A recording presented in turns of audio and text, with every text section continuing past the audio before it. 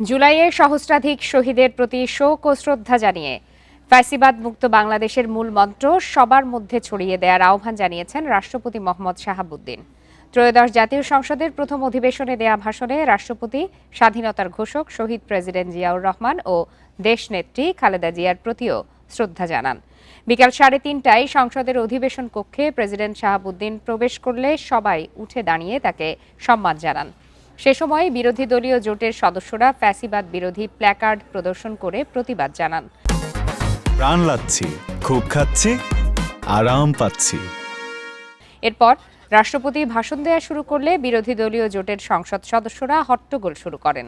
এ সময় রাষ্ট্রপতিকে হাত তুলে তাদের শান্ত করতে দেখা যায়। রাষ্ট্রপতি তার ভাষণে 12 ফেব্রুয়ারির নির্বাচনে নিরঙ্কুশ জয় পাওয়ায় বিএনপিকে অভিনন্দন জানান। কয়েকজন স্বতন্ত্র সদস্য রয়েছেন। বাংলাদেশ ফ্যাসিবাদ মুক্ত হয়ে গণতন্ত্রের পথে যাত্রা শুরু করেছে। সকলকে জানাই আমার আন্তরিক শ্রদ্ধা।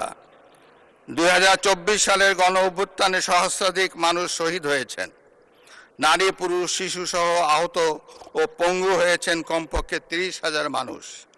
5 শতাধিক মানুষ চোখ হারিয়ে অন্ধত্ব বরণ করেছেন।